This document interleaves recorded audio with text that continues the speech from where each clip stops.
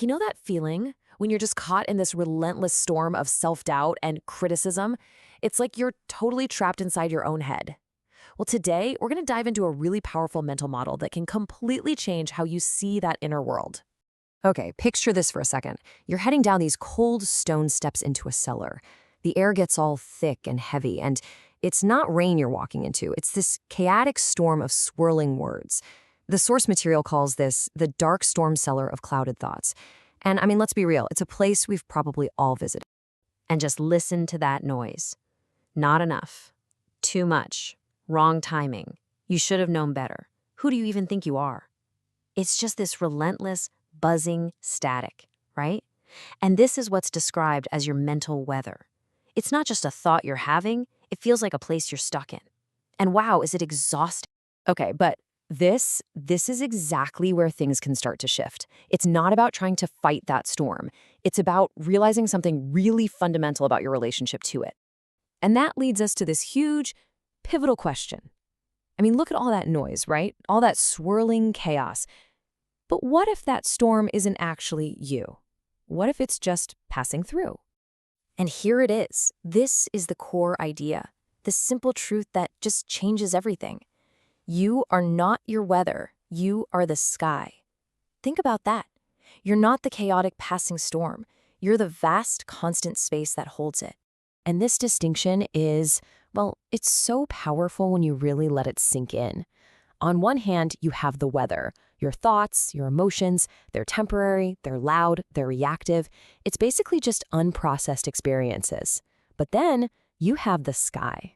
That's your true self, your core awareness. It's constant, it's quiet.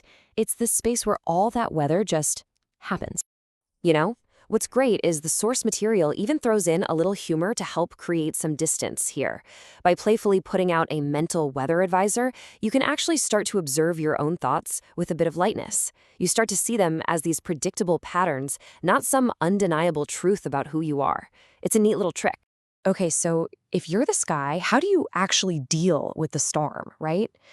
This is where we get into a really powerful practical tool for calming all that mental weather. It's called the resequencing method. Now, the crucial thing to get here is that this is not about fighting your thoughts or trying to push them away. That's like throwing gasoline on a fire. It just makes the storm worse. Instead, it's all about resequencing them. You're just gently giving these unprocessed thoughts a new home. And the method itself is beautifully simple. Just 3 steps. First, you identify. You just gently notice a recurring stormy thought. No wrestling with it, just catch it. Second, you reframe. You speak a truer, kinder statement over it. And finally, number 3, you embody it. You actually read that new, truer statement out loud so you can really hear it and feel it. So let's see how this actually works. You take a sharp, stormy thought, like, I always mess things up, and you reframe it into something softer and honestly more true. I am learning. Or how about that really heavy one? It's too late for me. You can resequence that into a much more hopeful reality. My story is still unfolding. See, you're not pretending the feeling isn't there. You're just filing it in the right place. And look, the goal here isn't to have a permanently clear sky. I mean, come on, that's just not realistic.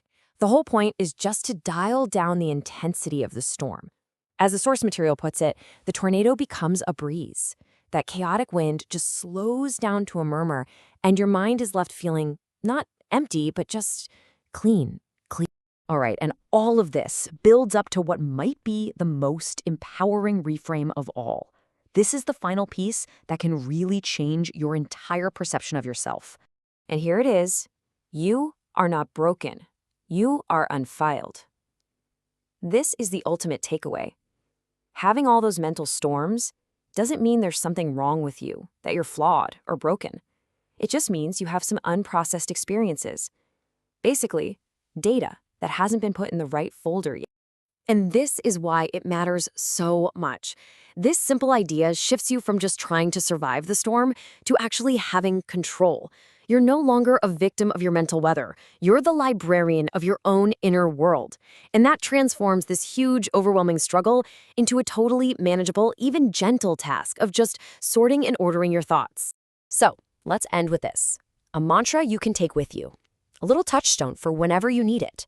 The next time those winds of self-judgment start to pick up, just remember, I am not my storms. I am the sky that holds them.